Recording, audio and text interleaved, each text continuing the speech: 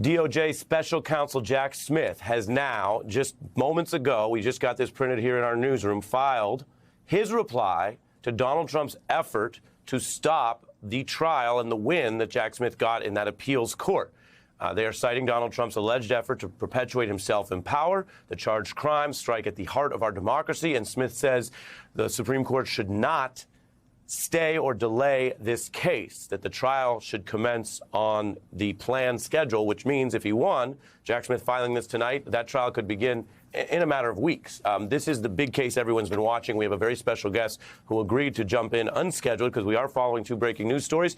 Andrew Weissmann has experience in exactly these kind of probes. He served in the Mueller special counsel probe. He was FBI general counsel. He knows these cases quite well. Andrew, welcome.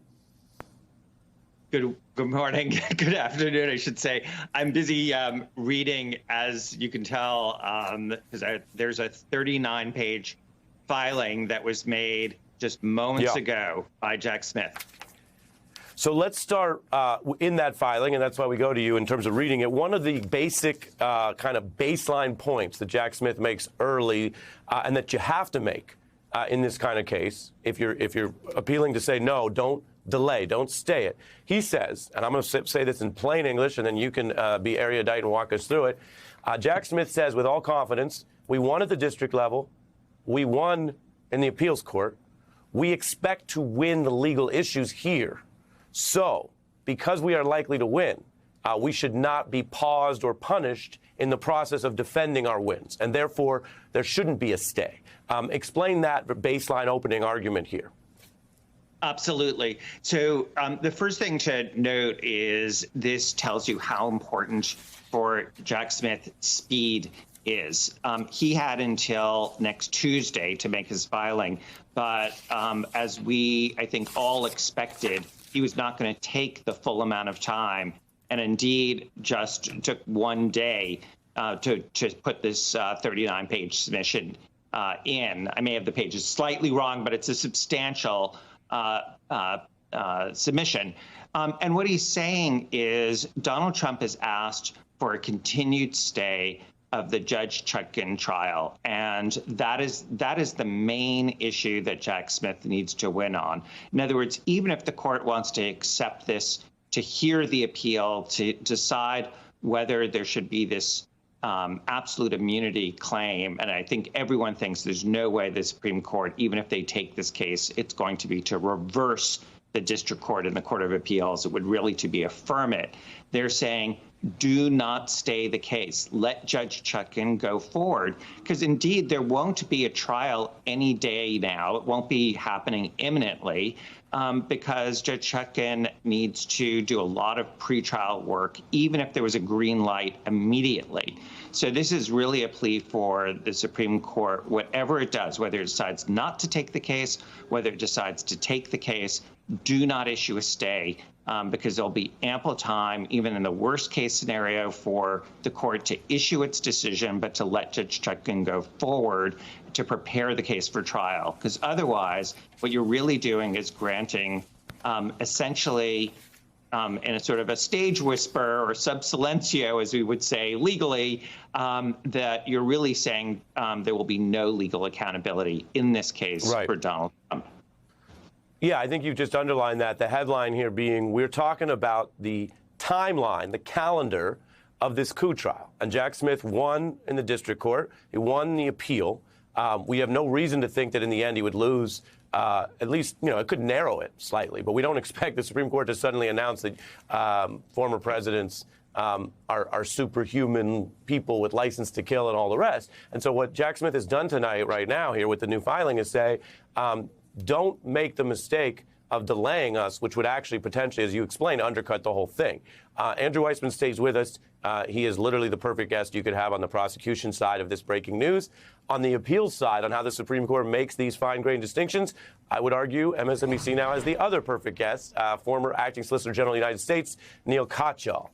Thank you for jumping in here. I know both of you have been waiting on this, as have we. So, Neal, I'm just going to read from that same point I was discussing with Andrew, and then I'm curious anything else you want to educate us on. But right up top, we see Jack Smith's filing say, with regard to Trump trying to delay, Trump cannot show, as he must, to get the win, to get a delay, quote, a fair prospect of success in this court. And then he goes on to write, Trump cannot show the balance of equities. Lawyers speak for what's good or not, is this a good idea or not, or the public interest, quote, favors continued delay of this criminal proceeding, of this Trump trial that's planned. Walk us through that, Neil, and as I said, anything else.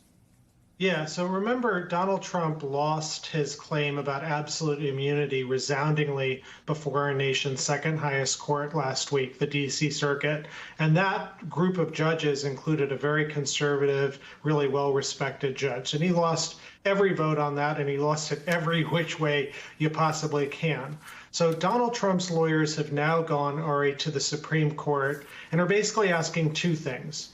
One, that the absolute immunity claim be reversed, that the Supreme Court hear the case and reverse and say Donald Trump has absolute immunity. And number two, that he gets what we call a stay, which is basically he wants to delay his criminal trial until after the U.S. Supreme Court rules.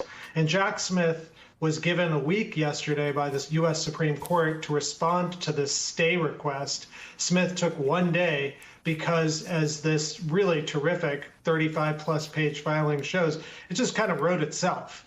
And basically, Smith is making a few arguments. Number one, that in order to get a stay, in order for Trump to delay, he's got to convince a majority of the Supreme Court that the Court of Appeals decision is likely to be reversed. And on that, Smith is just so good in saying, no chance. Let me just read to you one quote from this brief. Trump's position finds no support in constitutional text, separation of powers principles, history, or even logic. And if the radical claim were accepted, it upended understandings of presidential accountability that have prevailed throughout history while undermining democracy and the rule of law, particularly where, as here, a former president is alleged to have committed crimes to stay in office despite losing an election, thereby seeking to subvert constitutional procedures for transferring power and to disenfranchise millions of voters.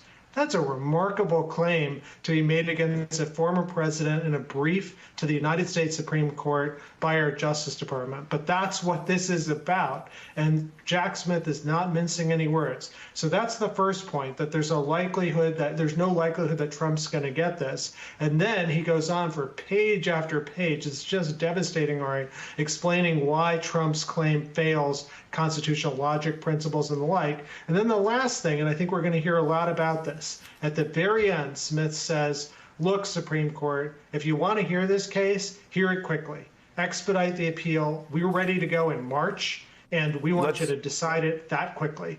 Let me read that, and then you can break it down. I'm curious, Andrew's reaction as well, because that's the plan B here.